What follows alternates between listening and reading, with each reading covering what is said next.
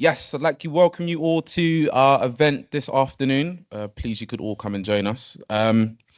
So before we begin, we'd like to share that today's session will touch on some sensitive subjects relating to mental health and personal experiences. We recognize that these conversations can bring up a range of emotions. So please know that mental health support resources are around. Vinnet has them here. So please do use those resources that you do see around. Thank you to the mental health champions that have provided those links. We've got Toby here, representation of the mental health champions. Yes, we encourage you to use the resources at any point if you do need them. So we're truly grateful that you've chosen to spend your afternoon at Quiet Carry. Mental health and the stories we don't tell. Men, mental health and the stories we don't tell. Today's conversation centers on vulnerability, resilience, and the unseen experiences that men carry, often quietly, without the opportunity or invitation to express them openly. So yeah, for those that don't know, Rahman Mustafa, I am the co-chair of the Black Professional Network, and in collaboration with the Mental Health Champions, we have Shaun Flores here to give his life experiences. So without further ado, I'd like to introduce Shaun to the stage. Can you give a warm welcome to Shaun, please? Thank you so much, man.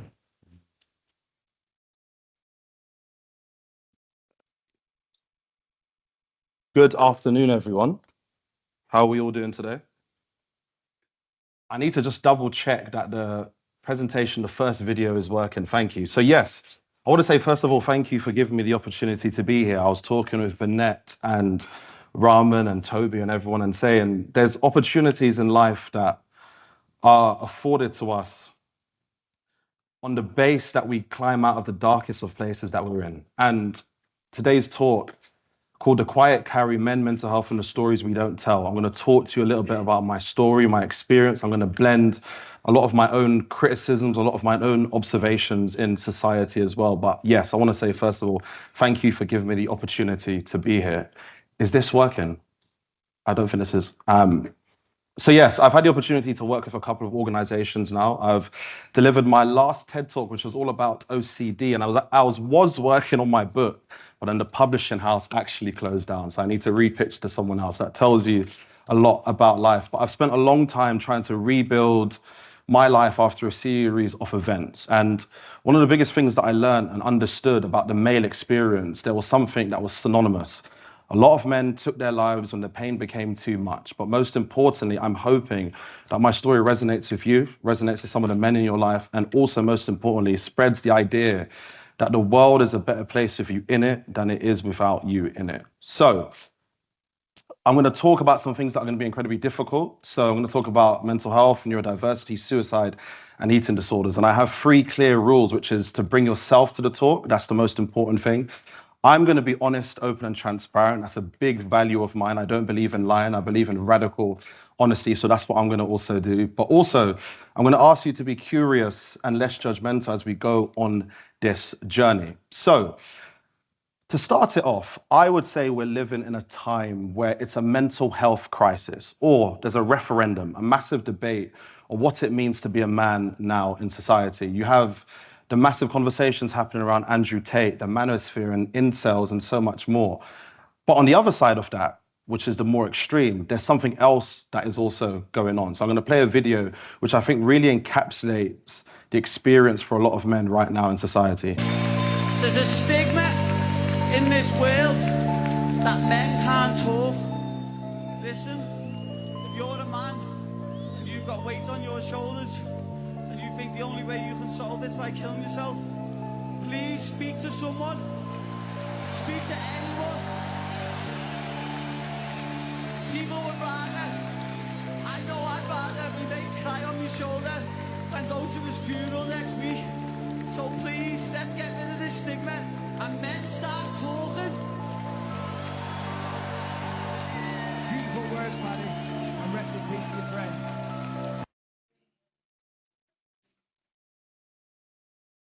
I don't know if anyone here watches UFC, but Paddy Pimblett is a a great fighter, and he spoke a lot about mental health after losing his friend to suicide. And he actually had another friend that he actually also lost to suicide in one of his most recent fights. And he spoke heavily about it as someone who has also struggled with his own mental health. So as I said, there's this common experience that a lot of men are sadly taking their lives. And if we use the metaphor of a suitcase and that quiet carry, these are the stories a lot of men are not telling. But my story began in the year 2000. On the 24th of December, so it's Christmas Eve. And does anyone know Debenhams, that famous department store? That was one of my mum's favorite places. She used to love going there. And I absolutely hated going shopping with my mum. It was the one thing I didn't enjoy doing. But this time I got to go with my dad. And I remember the snow was coming down. And growing up in a Caribbean household, one of the things that you realize is the gifts you get are some of the most unconventional gifts you could imagine. It wasn't a game, it wasn't toys, it wasn't an experience. My dad got me a dictionary. That's what he got me. My mum made sure that reading was a really big thing for me growing up, and my dad also really wanted to make sure of that. And I studied the dictionary, strangely enough. And that dictionary actually went on to become a metaphor in my own life, which was, it helped me to understand the world I was growing up in. It helped me to really understand what was going on in my mum's life and in my father's life. And sadly, my father passed away on Christmas Day when I was actually 6 years old. So that was the last gift he ever gave me.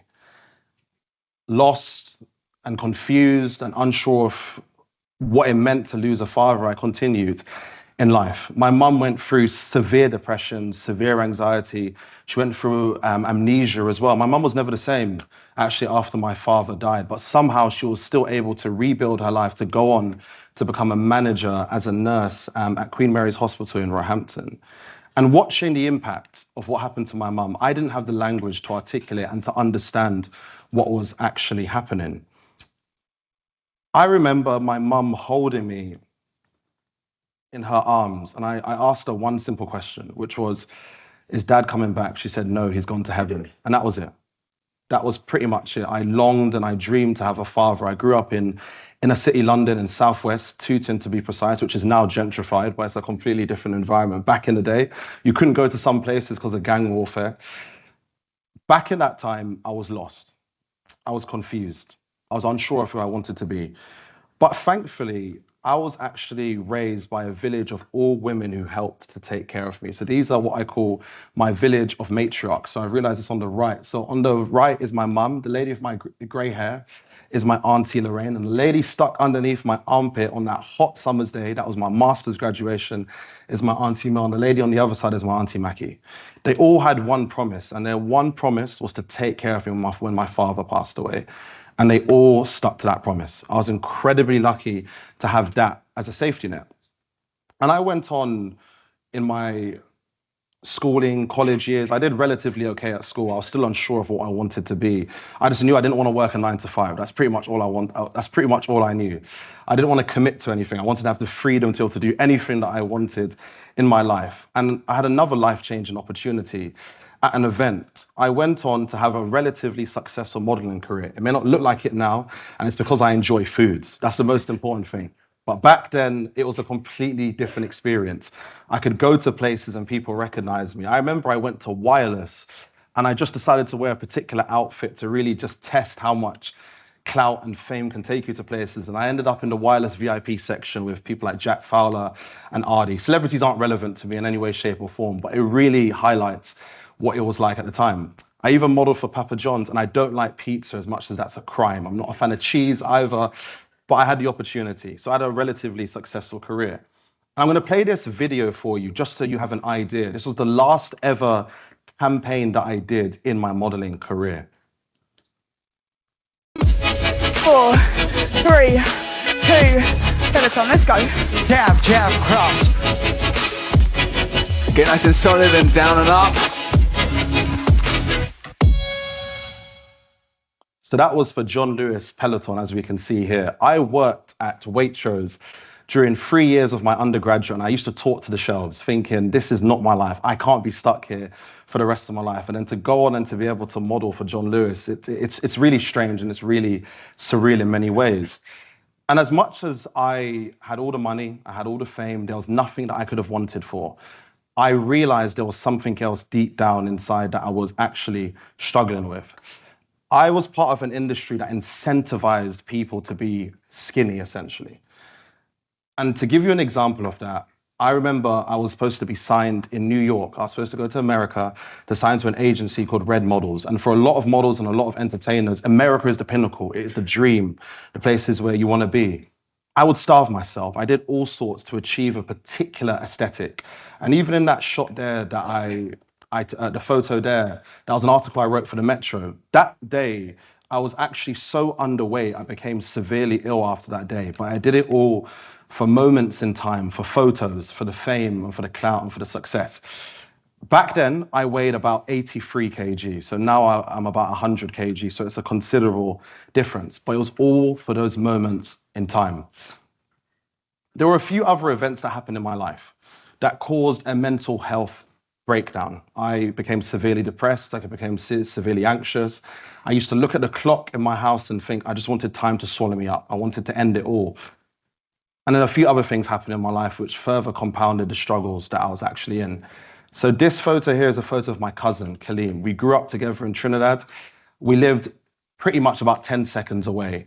And he was one of my favorite people growing up. And during my mental health breakdown, I couldn't pick up the phone. Some of us here may have been in a really dark, really sad place, but you don't want to talk to anyone. You isolate yourself, you alienate yourself. I actually found out he got murdered. So he got found in a car boot, shot and tied up. We had no idea he was actually involved in drugs in Trinidad. Friends took him out of the house and our family never saw him again. So we also had to say goodbye to him. I actually also tore my ACL, MCL, meniscus, and I fractured my right leg in one massive football injury. It completely took me out. So that's the mental, and then we've got the physical.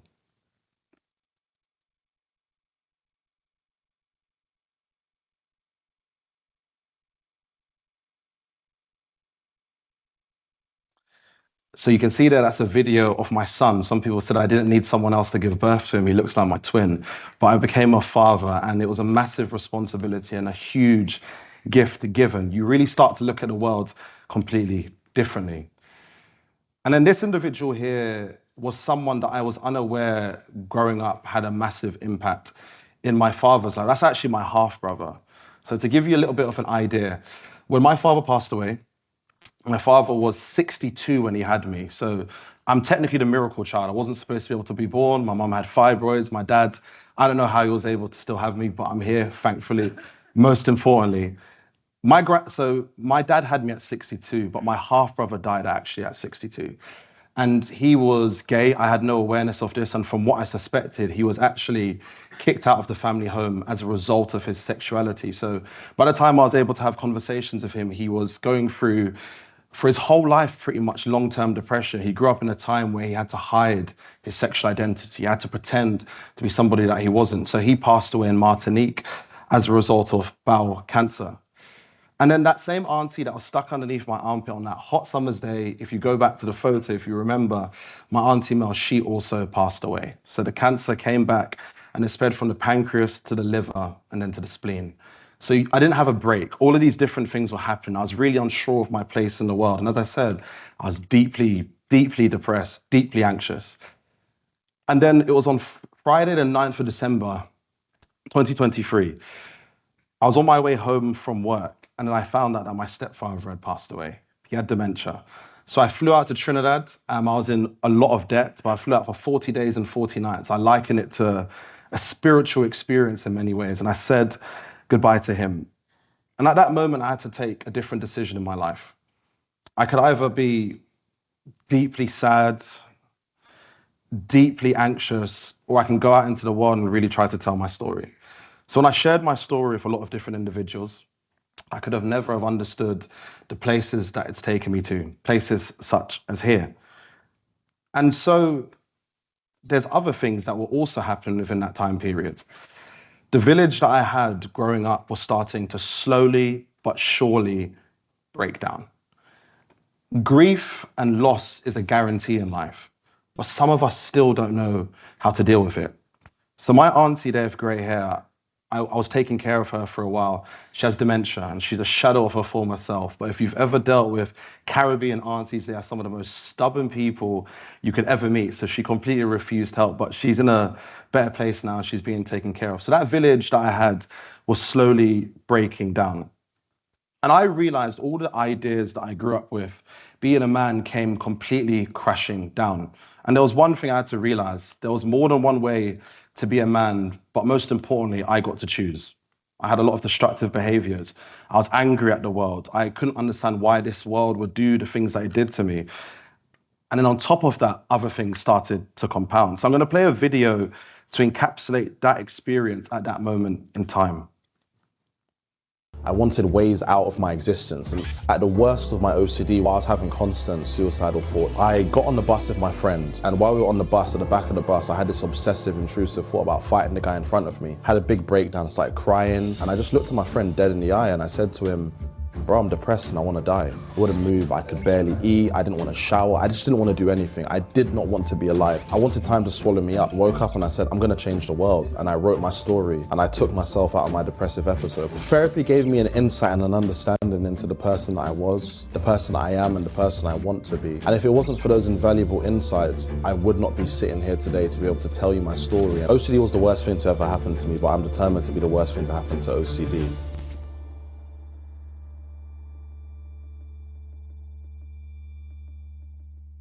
Has anyone here heard of OCD? Put your hands up if you've heard of OCD. How many of us think OCD is about cleaning and symmetry? If we're going to be honest, I appreciate people's honesty.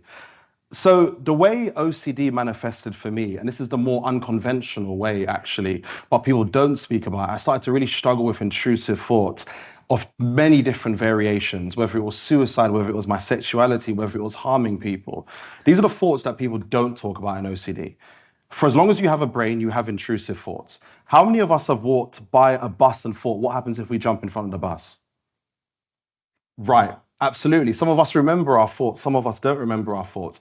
But for someone with OCD like myself, those thoughts, we start to hold on to this idea that it means something. And what I'm going to do is explain a little bit about that OCD cycle. So you have that random thought, but most importantly, it brings you a massive amount of anxiety. You start to question things. You really start to worry. You start to think it means more than something than it actually should. Number two, you have a compulsion, a behavior. So when you see people doing really strange things, such as maybe turning the lights off or not touching certain things, they're trying to alleviate the anxiety that's coming from those thoughts.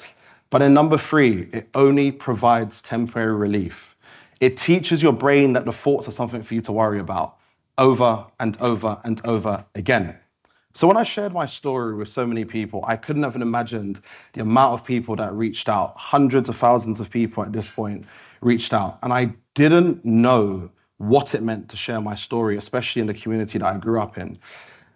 When I did share my story, I had friends reach out who have also struggled with OCD but never felt comfortable to talk to me about it. So some of the people closest to me themselves couldn't talk about it. When I looked at the media representation of OCD, we only see one way.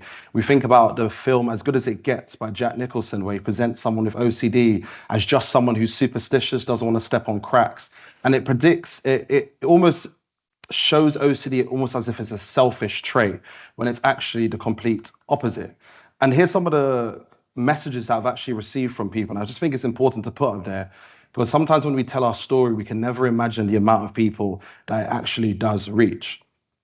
In spite of my hardest times, I couldn't do it all alone. As human beings, we are social animals and we are social creatures. And I think quite often when we are sad, when we're deeply anxious, we want to alienate ourselves and isolate ourselves away from people. But connection, I have often described as medicine. And I had a really important person in my life who was a constant reminder of what it meant to have a great friend. So I want to take this time to say a really big shout out to a friend that has transformed my life. And I don't say it enough, but in my darkest times, you've really been there for me a lot, Malcolm.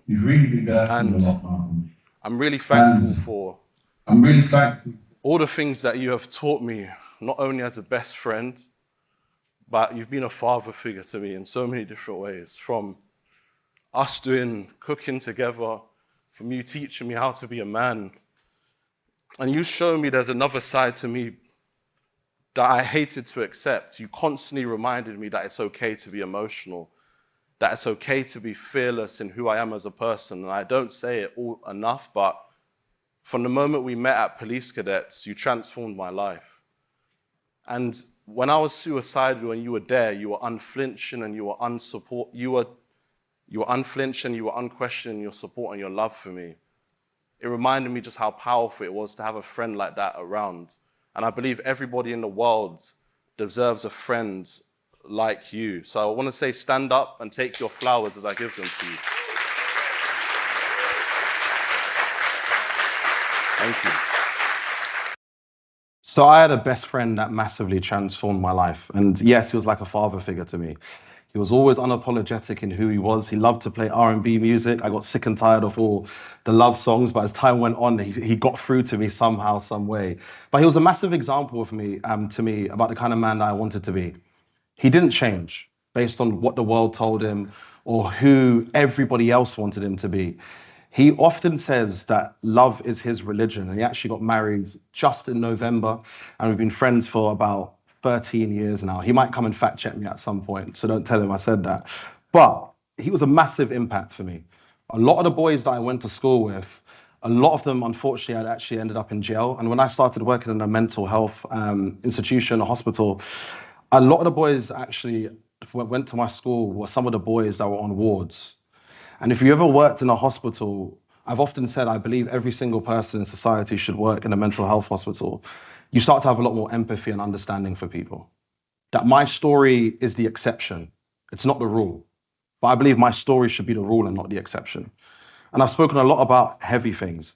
But now I'm going to take you on to the next part, which is all about how do you overcome some of the toughest moments in life. And we talk a lot about IQ. We talk a lot about EQ. So emotional intelligence. We talk a lot about social intelligence, but there's another type of intelligence that people actually don't speak about. And this may be the first time some of you have heard of it. It's called adversity intelligence. So it's actually the ability to overcome setbacks. It's the ability to build resilience in some of life's hardest challenges. And this photo here is supposed to represent the Rocky story, the story that we are in love with so much. Can anyone tell me why we love the story of the underdog? Why do we think we love the story of the underdog so much? Go ahead. Absolutely, it's relatable and it gives you hope. And it speaks to a part of us as human beings that we sometimes feel like we cannot make it through. We love to see people overcome some of life's hardest triumphs. We like to see how far humans can be tested. And I'm a little bit of a philosopher in some senses, but some people say to live is to suffer. And when you get better at suffering, you learn to live better. And that's whether it's in the gym, you have to stress your body to be able to do things. You want to come to the 9 to 5. All these different things in many different ways are different forms of suffering, but you learn to get better at it. The goal is not to avoid suffering in life. The goal is not to take away life's problems and to take away life's issues, but the goal is to actually ask for broader shoulders upon which to carry life's problems. It's the most important thing, and that's the thing that I really learned. Courage is what you earn when you've been through the tough times and you discover that they aren't so tough at all. At the moments in my life when I was at the darkest and I wanted time to swallow me up and I didn't want to leave my house. And as I look back on it now, I had no idea how I was going to make it through. But there was something within me that said, I have to get out of it. And as I was saying to Vanette and Raman and Toby, to stand here in front of you and to know that you can overcome some of life's hardest challenges, for me, is the most important thing. To know that the struggles that you're in are struggles that can change. Everything is temporary, whether that's good or whether it's bad. Things will change. And that's the most important thing we can hold on to. And we hear a lot about PTSD, but there's something else which is called post-traumatic growth, otherwise known as PTG. So when you go through that hardship, you actually come back stronger. You build your muscles in the gym by tearing them. You stress them out, and the same thing happens in the mind. So one of the most important things to understand with post-traumatic growth, you start to change your mindset. You have a bit more gratitude. You feel the fear and do it anyway. And in the spirit of transparency, was I not incredibly nervous before I came up on the stage? Absolutely, because it's something that matters. If it scares me, I've got to a point now where I want to do it. And some people say I'm a bit mad, I'm a bit sadistic, but so be it. Because I learned so much more in my hardest moments. The good times in my life when things were great, I didn't learn much. It was when it all got taken away is when I learned so much. So for moving from PTSD to PTG is actually incredibly important. And there's another really important message. There's a saying from Anne Frank, which is, dead people receive more flowers than the living because regret is stronger than gratitude.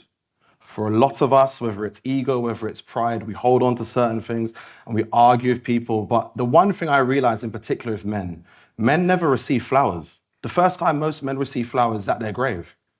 How many men here have received flowers? How many women here have received flowers? Some people would say that tells you a lot about gender bias, right? And it's this idea that flowers are only a symbol of romance, but it can be a symbol of something else, which is appreciation and love for people. So this is why I say to people, you should give men flowers. But a lot of the men in your life are going to look at you and think, what on earth are you talking about? So if you don't want to give them physical flowers, there's something else you can do. You can tell them something that you appreciate about them, something that they've done really well. Because I do think for a lot of men, the responsibility, the heaviness of duty, quite often we don't celebrate those really important things. And I think it's up to other people to also remind those men in their lives that how important they are. So give them their flowers whilst they're alive. And so here's how I often suggest that we support men in the workplace. So seeking to be curious, less judgmental, asking about their role models, but in particular, why those individuals. Whether or not we agree with them is a completely different conversation, but having understanding is one part. So I work a lot with young boys, and a lot of young boys love Andrew Tate or so many other people, but it's seeking to understand the vacuum, perhaps that's in their life, while these leaders appeal to them. And I've often said that in the wake of society and what's happening at this current moment in time, how do you not expect people to go to false leaders and false prophets? As I said, give men their flowers, bring back flowers, go on dates, platonically, non-platonically, work dates, work lunches. I actually invite anyone here, male or female, to take a man out on a date for lunch and just see how strange that can be. Having the time to sit down with them, to really understand them a little bit more outside of their work context, to see them as a human being. And a lot of places that have done this, they've actually seen a massive difference. But finding out the kind of man that a lot of these men aspire to be is also really important. Reassure them, but that by speaking up, you're not any less manly. You are a human being. Emotions are not attributed to one gender or one sex. Men and women both have emotions. For a lot of young boys, they receive the message from very early on that their emotions are not something to be felt. And there's one of the greatest ways we start to see this is men quite often will watch the world burn, and they will try to burn the world, whether it's becoming megalomaniacs, whether it's becoming massive leaders and want to take over and exert power. And I believe masculinity is actually really important in the world. Masculinity has built the world. There's obviously going to be negatives that come with it. But most importantly, those men are still humans. And last but not least, remind them that they have intrinsic value. It is not just external value. How many of us men here in the crowd have felt that we cannot date unless we have our stuff put together, so to speak? So some people put their hands up. There's this idea that being a man, you are attributed to everything that you do, everything that you give, everything that you have, whether that's money, whether it's a car, and so much more. There's so much more to who you are actually as a human being. And I do say that as someone who's been able to have both. But the one thing I learned to realize was when all my possessions went, I was left with nothing except my sense of manhood and my sense of identity. And if you build yourself upon conditional ideas of masculinity, when they all come crashing down, it's a completely different world you're actually going to live in. And so as we come towards the end of this, here's some of the resources that I recommend if you're struggling with OCD. There's some charities, OCD Action, International OCD Foundation, and I work with some of these charities. And for men, we've got the Movember Foundation and Mind and Samaritans. I went to Samaritans a lot actually when I was in my darkest time. So again, I'm really grateful to them. And I want to leave you with this. You get to choose what it means to be a man, but you all don't have to be the same type of man. And I think that's really important for everyone else here to remind the men in their lives. So I want to say thank you so much for giving me a chance to talk to you, and I am more than happy to answer any questions. So thank you.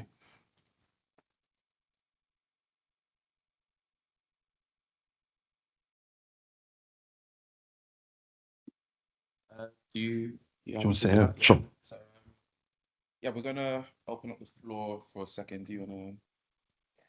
Okay, cool.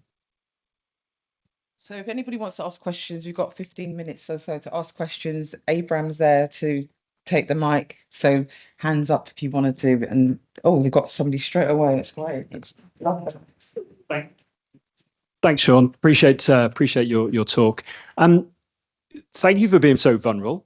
And you mentioned your growing up, you had those, I think it was 5 clearly very inspirational ladies, very important in your life. But who did you seek out for your male role models? Where did you get that sort of role model from? It's a really good question. So my mum tried to engineer particular role models. So I'm from Trinidad. So Trevor McDonald was the one of them she really wanted to engineer me towards, the first ever black news anchorman on ITV. When I went back to Trinidad, I used to go back every year. My mum sacrificed quite a lot to make that happen. And my uncles were really big for me in Trinidad. But once you're out of Trinidad, coming back to the UK, I didn't really have as many role models. So for me, I tried to really navigate my own sense of what it meant to be a man in many different flawed ways. And one of the things that I really struggled with at one point was porn, actually. It became like an illegitimate tool for sexual education. And it's a big thing a lot of people don't talk about. So for me, I didn't have many male role models growing up because if I'm gonna be quite transparent, I would often describe myself as I'm quite an enigma in terms of what it means to be a man. I'm soft, I'm sensitive. I enjoy Lego, for goodness sake. I still enjoy it to this day.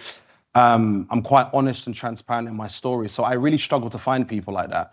So for me, the one role model that I did start to have was my best friend, Malcolm. And just watching the way that he carried himself in life was a real big message to me. It took him 11 years to break through, and he stood by me, to be fair. But it taught me so much about what it meant to be a particular kind of man. So that I would say that was my role model, but there wasn't anyone else that I looked up to. I could look at celebrities, but I try not to deify people on the internet necessarily.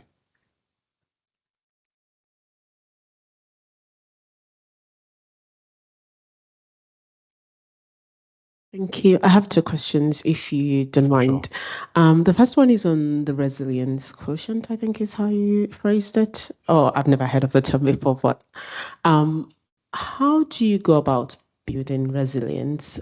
Is the first question. Like if you're somebody that gets swept off and things move you off course, how do you build that? I know it's practice, but practically, how do you do that?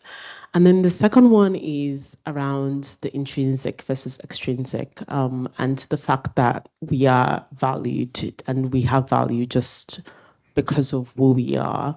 If you know a man that is struggling with just believing that, and society keeps reinforcing that it's more of the extrinsic, like what are some of the things that you think the man should focus on, and how do we help someone like that to also believe in their innate value as well?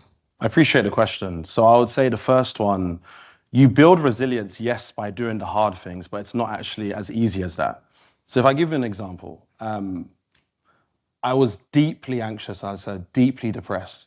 And to even go to the gym was a challenge. I would sit down in my house and just cry and think, why can I not move my body to get up?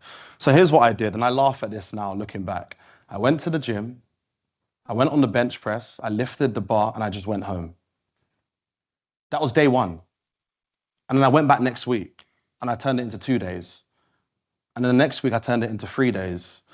So what I did was what we call in therapy gradual exposure or exposure therapy. You build up your muscle to get to a point where you can do it. You're not trying to get away from the emotions you're feeling. You're trying to get better within the emotions that you're feeling. So that's how I built that sense of resilience. Other ways that I built resilience was doing the things that made me uncomfortable and seeking out discomfort deliberately, which sounds like the complete opposite of what you should do in life. Because you're living in a world where everything is a lot easier. You can go on Uber and order food. You can go to Deliveroo, do this exact same. Things are a bit things are easier than they ever have been. So doing the small things, such as maybe if it's cooking, building that sense of resilience, building what we call discomfort tolerance. So being able to, again, handle things when they're absolutely uncomfortable. And when I built that exposure hierarchy of everything that I did to get myself back out, that was one of the ways. Something else I also did was called rejection therapy. So I did it in my own ad hoc way. But I'm the kind of person I'll go to a restaurant and ask for discount. That's socially unacceptable to do. But what you're really trying to get yourself to become accustomed to is getting over the fear of social rejection. Because a lot of us are terrified. The world's #1 fear is public speaking for a reason. You can be judged by everybody completely on stage. And I don't know what you're all thinking. You're probably thinking, maybe he's talking sense, maybe he's talking nonsense. It's irrelevant. That's how also one of the ways I built resilience. So building up a carefully controlled plan, but sticking to the plan and not dealing with your moods. Your brain is going to want to get you out of things. And we were saying earlier that the brain wants the best rewards with the lowest effort. And we talk to kids a lot about this, and talk to a lot. Now we talk to adults a lot about it. Delayed gratification is where you want to be, not instant gratification. If something's hard and you work for it, that's where really and truly you will grow and build resilience. But it doesn't have to be straight away. You can really take time. In regards to the second question about intrinsic value versus extrinsic value. So again, in the spirit of openness, I actually had a house fire recently. So the entirety of the house essentially went up in flames. So story of resilience firsthand, right? I'm staying with my friend at the moment. We actually are very, very similar. It's quite uncanny how similar we are, and we've got more time to get to know one another. My friend earns quite good money. Probably earns better than about 60 to 70% of the population, but he still thinks he's broke because of how much he attributes his value to money. And one of the things that I've had to say to him quite often is I couldn't care less how much money you made. As long as you're a good friend to me, that's really important. And I think being there as a visual demonstration for people and really reaffirming them is one of the ways. I think the second way is really trying to understand why they think the way that they do. A lot of us have societal conditioning, and we don't actually know why we think about certain things in a particular kind of way. So one of the things I had to learn to do was interrogate my own belief systems in many different ways. So I would invite you to do that with a man in particular in your life. Or if you can't get them to do that, take a man to somewhere where he's the most happiest, and it's actually a lot easier to have a conversation. And I don't know if anyone's ever realized this. There's studies that have shown that when men talk to one another in open conversations, they speak side by side. They actually don't speak face on, because of how hard it is for a lot of men to actually look at another man dead in the eye and say, I feel soft, I feel sensitive, I feel emotional, I feel like my value comes from the money that I bring. But also, I'd encourage you to tell those men in their lives to make the right decisions about the people they date and the friendships that they have. So that's how I would, yeah. It's a great question, two great questions you asked. Firstly, I want to say that Lego is one of the greatest things ever invented. I agree. I agree. And following on from that, speaking as a father with a son who loves Lego,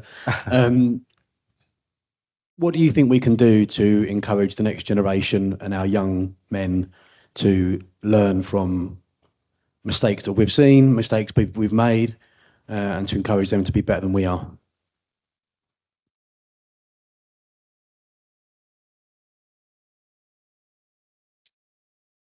There's a saying that I like, which is a dad says to his son, be careful where you walk.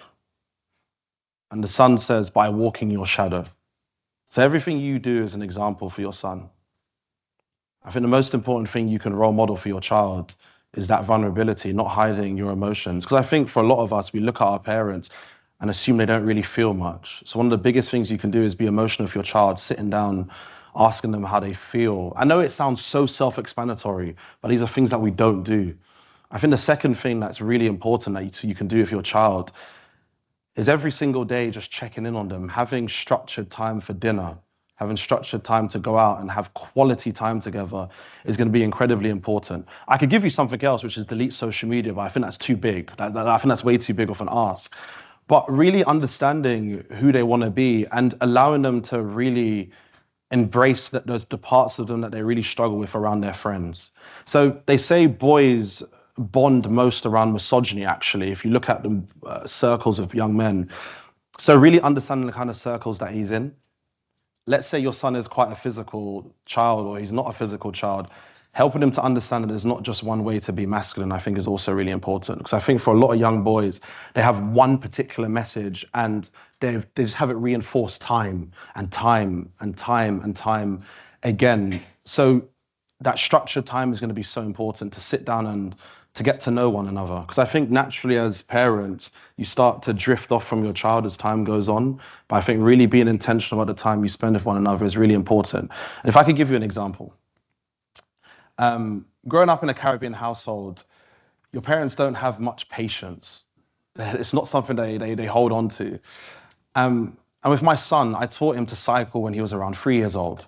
And I didn't think it was good enough. I was always pushing him to do more. And I remember I was in a park one time and a lady said, "How old is he?" And I said he was 3. She's like, "He's doing really well." But I couldn't recognize that because I was pushing my own stuff on him. I wanted to speed him up, essentially. And it really forced me to look at myself in a way that I was raised and what do I want my son to think of me growing up? And the thing I want my son to look back and say that dad was dad was loving, dad was kind, dad was generous, dad spent time with me, but dad loved me. Dad invested in me. Dad made time. Because on everyone's deathbed, they don't ask for more money. They ask for more time. The time you have with your child is the most important.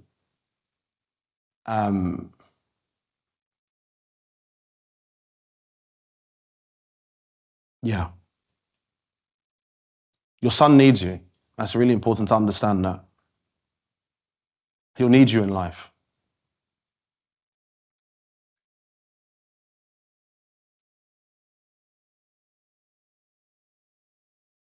Yeah. Hi, Shaun. Thank you so much for sharing your story. It's been really enlightening. I had a question around the areas of support you went through in the workplace. So what are the signs or the behaviours that you think that colleagues or loved ones could pick up on a little bit earlier in order to really assist and support men or women? I would say the first thing that comes to my mind is when people are extremely sad and they suddenly become happy overnight, it's usually a sign that there's something going on. That's not how emotions work. You know, it might take more time. That's one of the things. So just being aware of people's mood and their temperament, seeing how that shifts, whether it's in extreme highs or extreme lows, just trying to understand that. I think the second thing is noticing when people are deliberately alienating themselves or isolating themselves away from people. As I said, connection is medicine, and the most important thing you can actually do when you're sad is learn to be around other people. Your brain wants you to stay away from people. So noticing when people really just push away. They don't want to be social in any way. And no matter how introverted you are, we all are still social animals, right? And it's really important to recognize that. So that's something else. I would also say someone who's always looking for an excuse to be inebriated or under some sort of altered state of consciousness is how I describe it. If drinking is the only way that you can have courage, there's something to be questioned. And we're all guilty of that to some sort of degree. So that's something else you can notice, whether they're always pushing for a reason to use substances, whatever it could be. I'm not here to judge in that sense, but that's something else that we've noticed. Something else I've also noticed in particular for a lot of people in workplaces, I think are people who start to close themselves off emotionally and mentally, where you feel like you're talking to a wall, not actually a human being, where they don't really go beyond the small talk. You know, they might give you really short, curt answers as to how their weekend's going or how they're feeling. Those really short answers sometimes can be a sign that there's something else going on. But I think it's really important to watch and observe. And the one way that you can approach people is say, look, I care about you. And I've noticed that you don't seem to be yourself. Could we have a conversation? And I think that invitation shows, number one, that you care. Number two, you've observed them. And number three, you want to help them with something. I think that's something that I've seen quite a lot in workplace and how I would deal with it.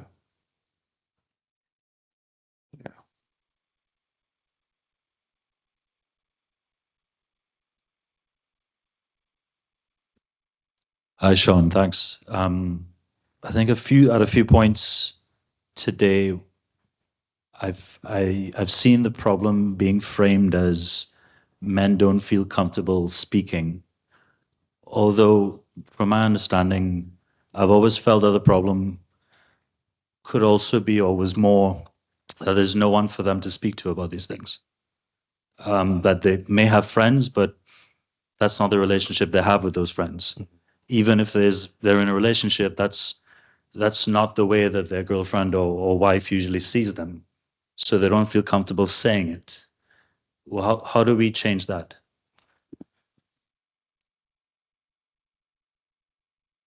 It is a very big, it's a gargantuan question.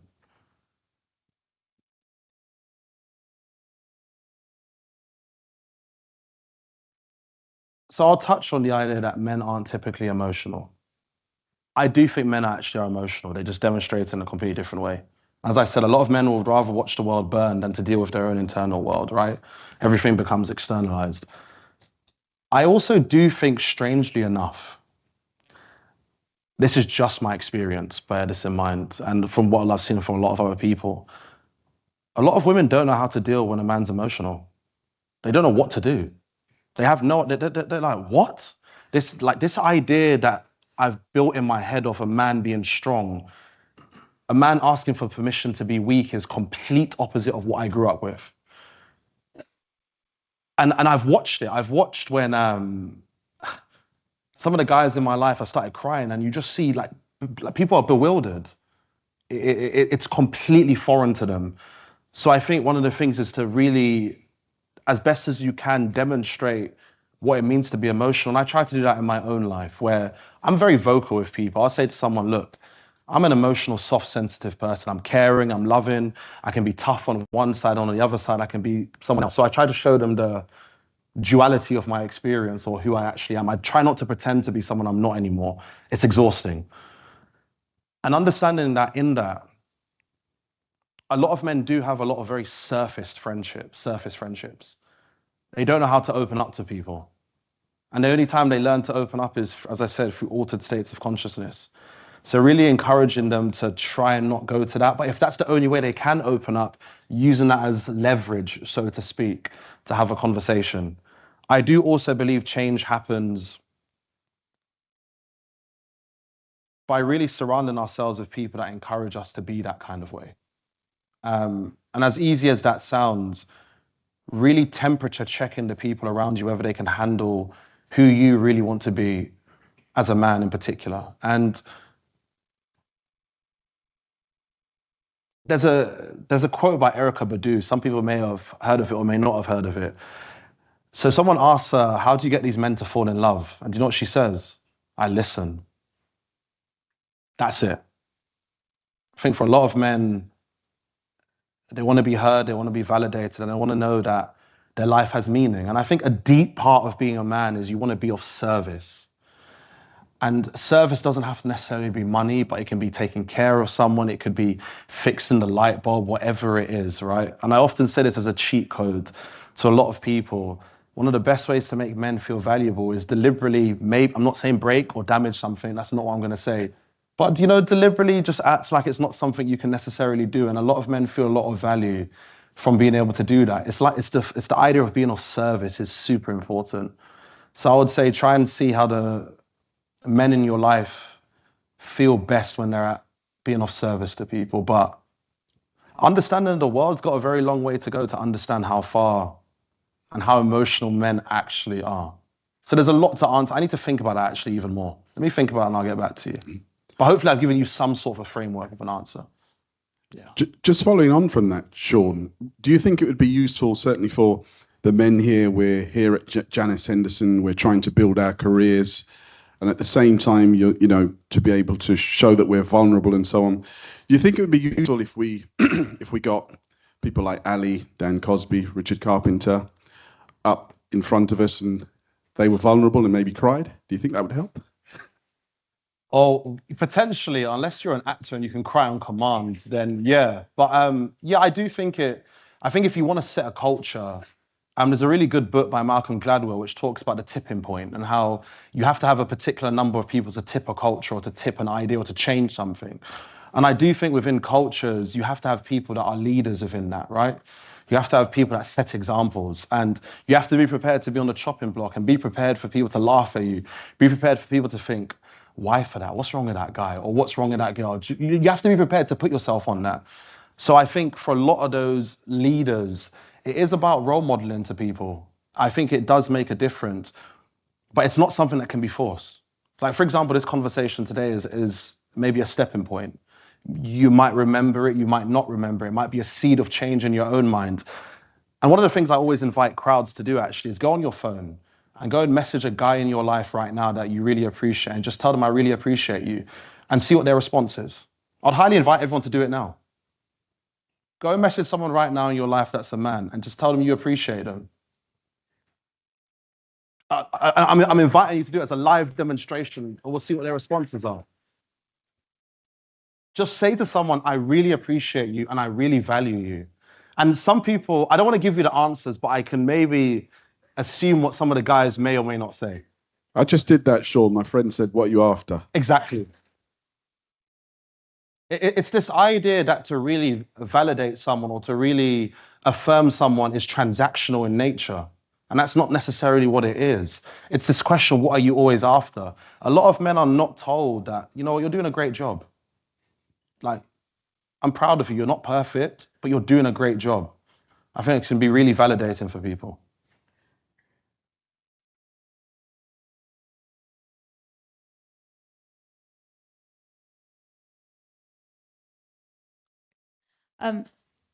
Thanks for all of your honesty. With your OCD, what tools do you use or did you find useful to overcome that? And are you now like past that, or is that something that you're managing actively and you now have better tools to manage that in your life at the moment? I would say I'm past it for the most part. It's something that is, it's ongoing. It ebbs and it flows, it goes up and it goes down. For me, what I found to be really helpful, obviously I did CBT ERP, so exposure response prevention, where you try not to respond to the thoughts in a particular kind of way. That was really challenging because it really fires up your body, your nervous system and your mind. The thing that I did after that was something called acceptance and commitment therapy. It's another type of CBT. And the whole idea behind acceptance and commitment therapy, essentially at its root is you follow your values, not necessarily what happens in your mind. And when you follow your values, it's the compass that will drive you towards your goals. So if you're having thoughts that are what we would call ego dystonic, so they're against your morals and against your values, the thoughts don't matter. Who you want to be is what matters, most importantly.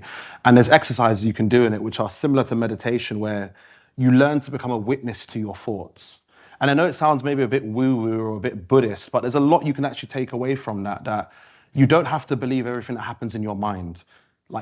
And that's something that has really helped me. There's also a really good book called The Myth of Self-Esteem by Albert Ellis, which I would highly recommend. He was the founder of the original CBT, which was REBT, Rational Emotional Behavioral Therapy. And they make the argument that in life, we teach people conditional self-acceptance, conditional life acceptance, and conditional other acceptance. So when you do something great, you're an incredible person, but when you do something bad, you're a terrible person.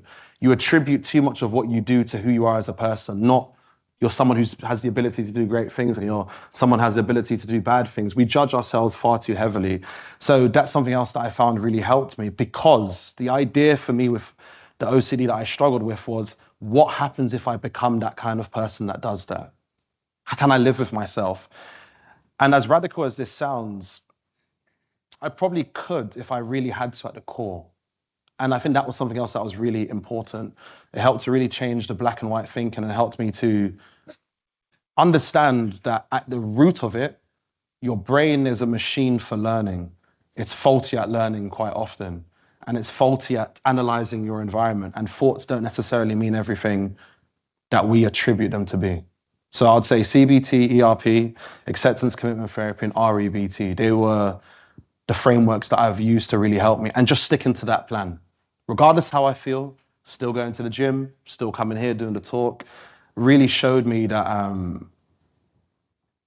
that my mind will become subservient to what I want it to do, rather than me doing it the other way. But I know it's not that easy. It takes time. Thanks. No problem.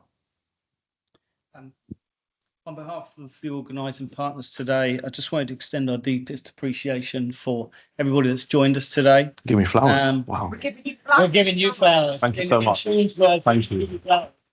Wow. Thank you so much. As I said, I wanted to extend our deepest appreciation to everybody that's joined us today, and anybody that's asked a question and has been open and vulnerable enough to do that. A sincere thank you to Shaun for your openness, your dedication, your vulnerability. It takes a lot, I think, to tell the story that kind of you've had in your life. To obviously Janus Henderson Mental Health Champions, the Black Professional Network, for championing conversations, open, honest conversations, community, care, and, you know, I guess a thought of togetherness. Each of you brings value by showing up and engaging in conversations like this. You really do. Let's continue to nurture these conversations today within the workplace, at home, in our communities. I think if you can take one thing away from today, is the need to look after yourselves and look after each other. It's really, really valuable. So thank you to Shaun, thank you to everybody in the room virtually, and I wish you a wonderful rest of your day. Thank you very much.